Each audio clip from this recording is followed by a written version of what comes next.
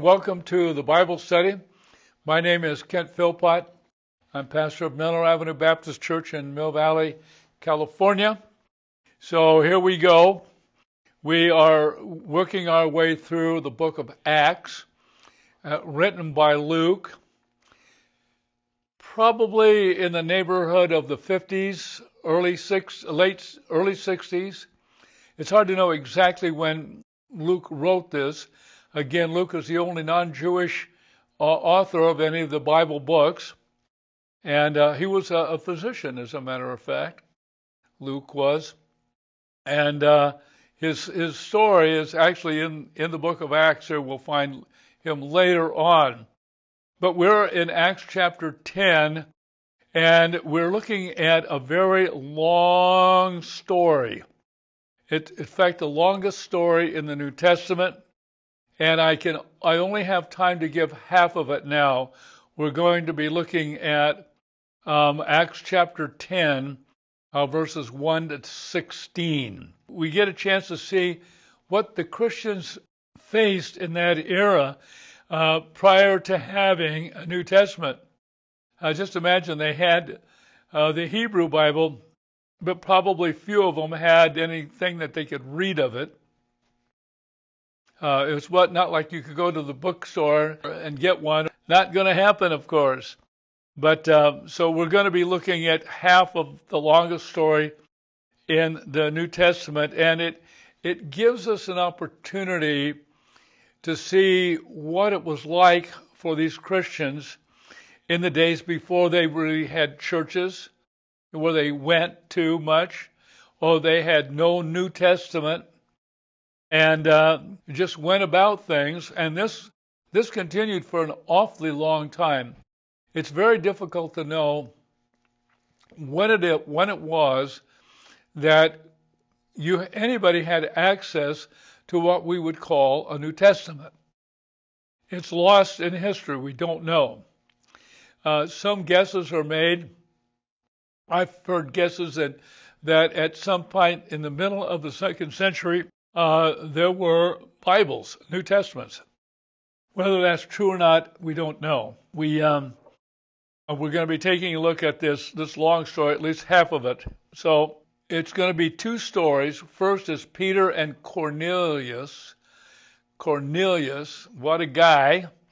And then the second story here we're going to get is Peter's vision. Peter's vision.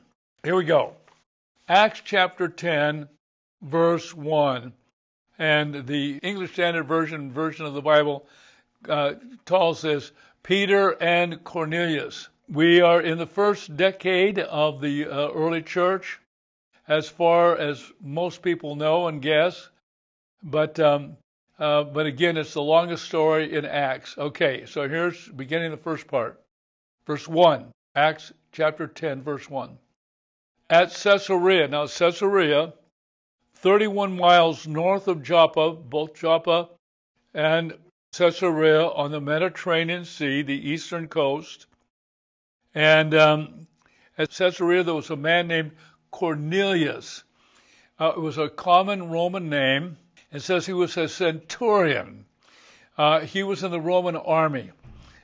He would have had command of 100 people. It was a non-commissioned office. For those of you who don't know, I was a corpsman. I'm a medic in the Air Force, and I was an E1, E2, E3. Finally, when I got out, I was an E5. And then you had officers. I was not an officer. Cornelius was not an officer. But he had command of 100 different men. That's what it means by a centurion.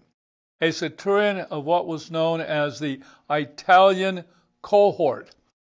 That would have been probably a legion numbering about 1,000.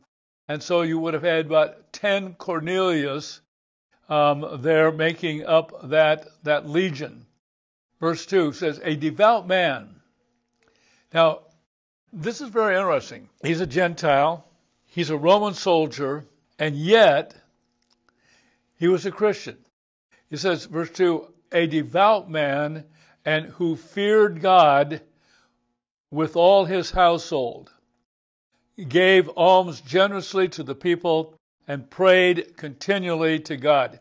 So here, Luke gives us this one verse description of the guy, a devout man, with all his household. He would have been called a God-fearer, a Gentile who worshipped the God of Israel. He would not have been committed to circumcision, no baptism, and I'm going to just spend a little bit of time on baptism here. We encounter John the Baptist, who dunked people. To baptize is to dunk. You're underwater. And it was an idea of a preparation for God, what God was going to do. So baptism after the days of Jesus is something that we do that after we've become a follower of Jesus. It is not a magical act. They were originally called Anabaptists, who rejected infant baptism that cleansed from original sin. We don't find in Scripture you're born with original sin, that you're born condemned. We don't find that in the Scripture. That came in many centuries later. So you would be baptized to get rid of the original sin when you were 8 days old. And then that's just how it was. And I'm not going to go further with this. But at any rate, here we go. Okay. Verse 3. About the 9th hour, 3 o'clock in the afternoon, 3 p.m., after the 9th hour of the day, he saw clearly, and notice the adverb, clearly, in a vision, an angel of God come in and say to him, Cornelius. Wow. Now, at 3 o'clock is one of the 3 times of prayer, 9, noon, and 3 o'clock.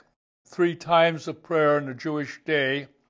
9th hour of the day, he saw clearly. In other words, he was at a time when he would have been praying. In a vision, an angel of God come in and say to him, Cornelius. Wow. He would have been at home, and here he has this experience. I've never had an experience like that. I don't know that I've ever really talked to anybody who had an experience like that. But here's what happened to Cornelius, verse 4. And he stared at him in terror. How accurate. He stared. He must have told this story many times. So everybody knew. When this happened, he stared at him, at this angel. He stared at him in terror. That Cornelius wasn't afraid to make that statement. And he said, What is it, Lord? He knew it was something from God. This just wasn't something out of his own mind or some strange thing that happened to him. No, this was God appearing to him. And he said to him, Your prayers, this is the angel, saying to Cornelius, your prayers and your alms. Alms means giving to other people money and other things of value, perhaps food, clothing, etc. Your prayers and your alms have ascended as a memorial before God. Memorial means that God not only knew but remembered. It was on God knew that it was like that. I'm going to diverge a little bit here. We have no idea of who and how God is. Only what is revealed to us in our Scripture, our Hebrew Bible, our Greek Bible, Old Testament, New Testament. That's revealed to us. But other than that, it's just something that we are not going to remember. We don't know the incredible nature of who God is. God who spoke the universe in existence 13.8 billion years ago. That's what science is telling us. A long time ago, well, there was nothing that we know as atoms and places and air 13.8 billion, out of nothing, the universe was sprung out, continues to expand, will one day come to an end. Incredible. This God, how we can expect to understand all there is about God. God is what we see in Scripture is all we're going to get this side of heaven. Okay. Verse 5, and now send men to Joppa. That's what he's told. Send men to Joppa, that's there on the coast, and bring one Simon who is called Peter. One Simon. Now, the word one in the Papyrus 74 and in Vaticanus, we have one Simon, but in Alexandrinus, one of the other great manuscripts, the one is not there. But anyway, bring one Simon who was called Peter. Simon was his Hebrew name. Peter was his Greek name. Verse 6, he is lodging with one Simon a tanner. Remember we encountered Simon the tanner. Peter's living with this guy who kills animals. Okay? Not good in the Jewish mindset. A tanner, he slaughtered animals and made a living out of selling the animal skins in various processes. Whose house is by the sea. Small area, easy to find this guy. Verse 7, when the angel who spoke to him had departed, he called two of his servants, that is, Cornelius said two of his servants, and a devout soldier from among those who attended him. Remember, he was a command of 100. He took one soldier, probably a believer, and two of his servants. So you have this little Christian group, 3 people, and they would have been what you would call God-fearers who attended him, verse 8, and having related everything to him, he sent them to Joppa. Related everything to them, he sent them to Joppa. Okay, it goes from Caesarea, which is in the north, sends them a 2 or 3 day trip, sends them down to Joppa. That's where Peter is. He wants Peter to come up. And so Peter's going to travel to Caesarea and welcomes the Gentiles, non-Jews, as full members of the church. Now, the church is everybody who has faith in Jesus. It doesn't mean the people who go to Miller Avenue Baptist Church. No. We use that word church, means in the Greek called out, ekklesia, called out of the world to follow Jesus. But really there's only one church. Whatever you call yourself, many different positions and theologies, everybody who is actually born again is a part of that one church. Okay. So this is a big deal. And the next section is called Peter's vision. Peter's vision. Verse 9.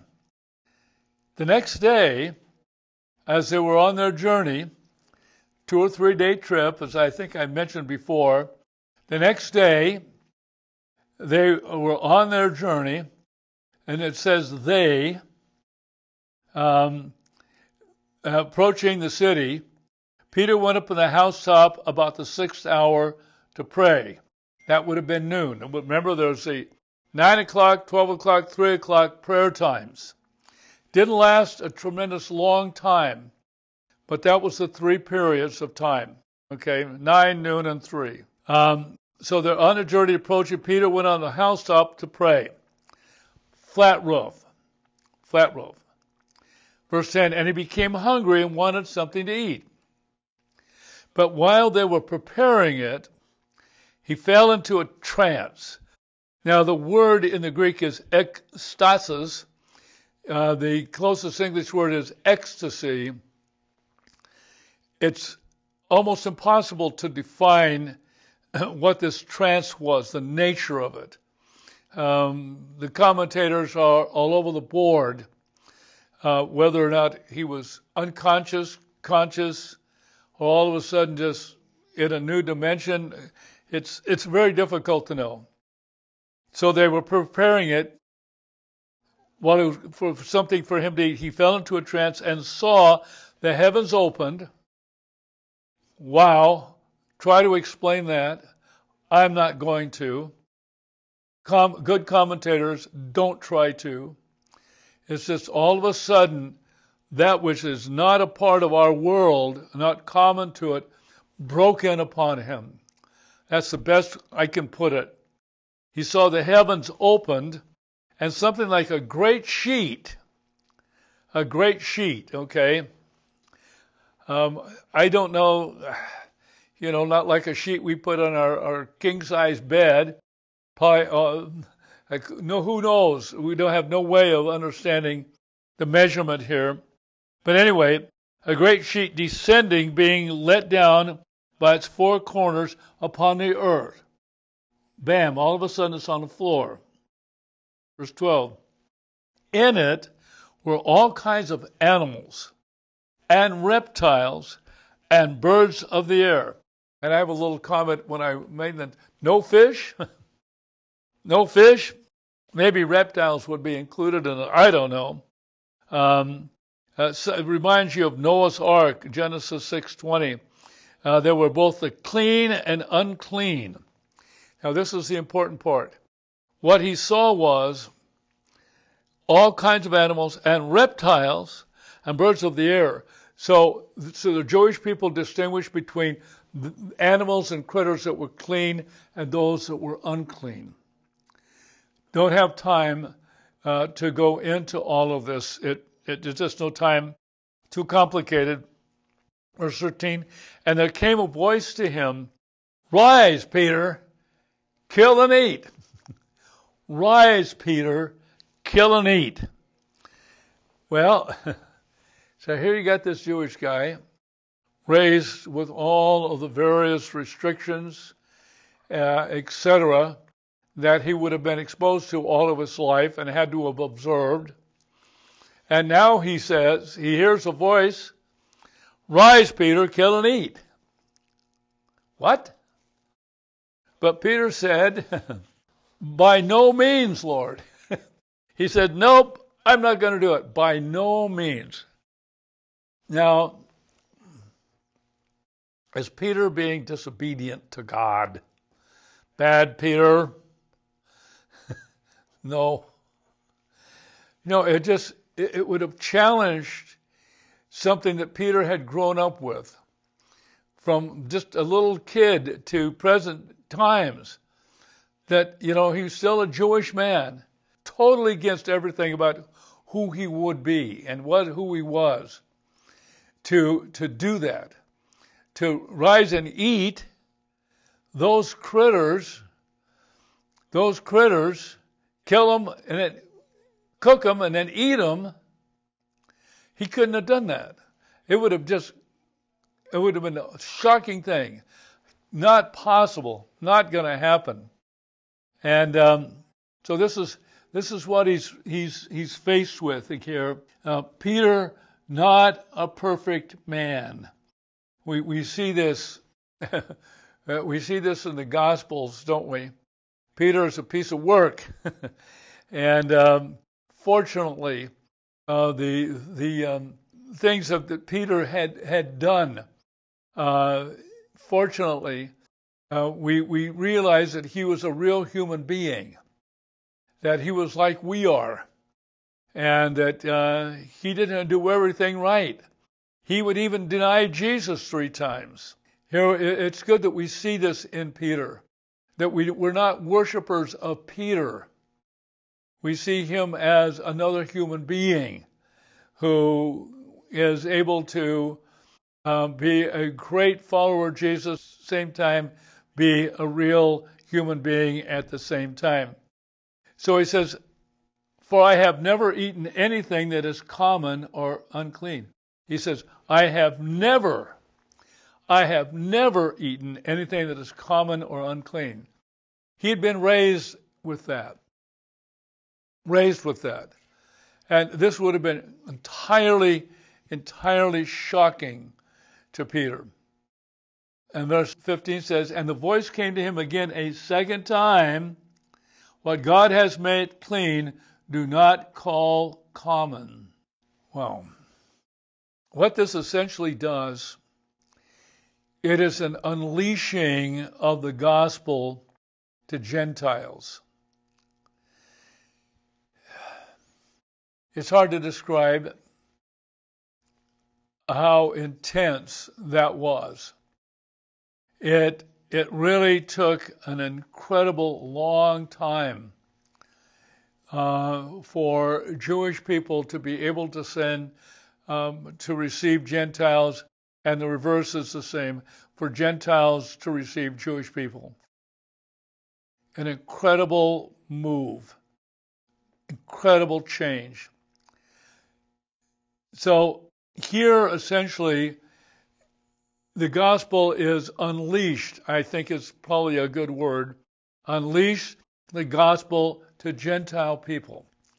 So now you've got Jewish people and Gentile people together.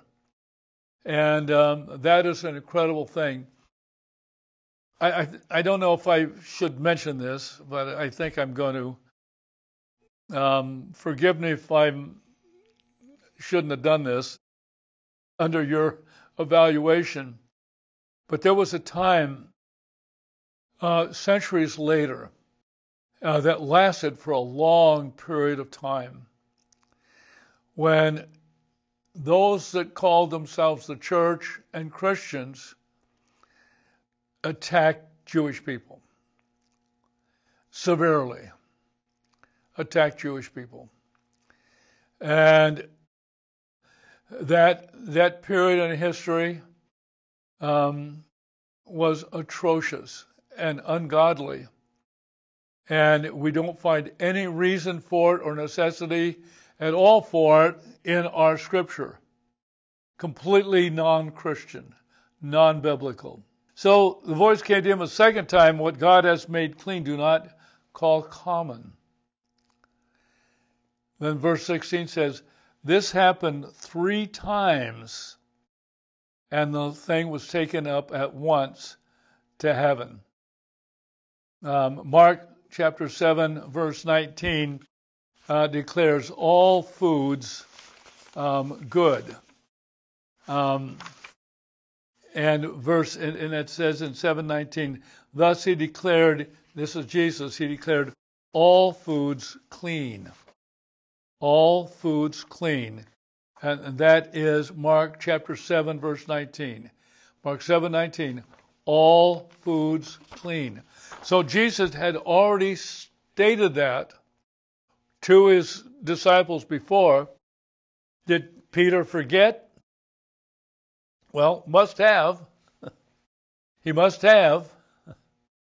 Which puts Peter on the same level as us. I mean, he was there, heard it from Jesus' own mouth, and yet he was fighting against this and not going to accept it. Did he forget? Maybe he did. But that passage says, all foods clean. And so this happened 3 times, and the thing was taken up at once to heaven. So what's the message? The message here is that Gentiles, non-Jewish people, are welcome into the ecclesia, the called out ones, which is the church, without needing to be circumcised. Now, this is going to become an issue at other points. We'll get to that. But here we are looking at a major turning point. A major turning point. Here's Peter. His significance, his weight, the lead apostle. And we have to be reminded of Matthew chapter 28, verses 19 to 20, the last thing that Jesus said according in Matthew's gospel.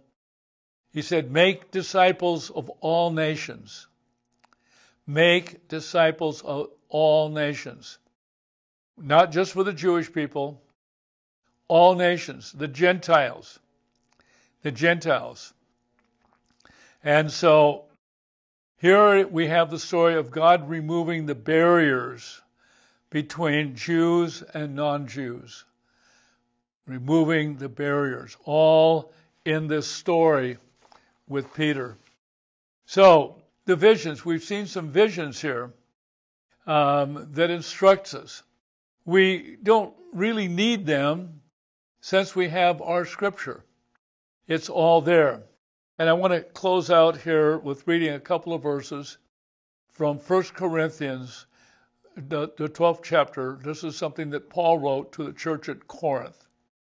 Verse 12 says, for just as the body is one and has many members, and all the members of the body, though many, are one body, so it is with Christ. Verse 13. For in one Spirit we were all baptized into one body, being placed into one body, all of us, Jew, Gentile, Jews or Greeks, slaves or free, and all were made to drink of the one Spirit. And that's true today. Though many differences, no two of us agree on everything, differing positions, but these truths stand forever. For in one Spirit we were all baptized or placed into one body, that's the ecclesia, Jews or Greeks, slaves or free, all were made to drink of one Spirit. So long.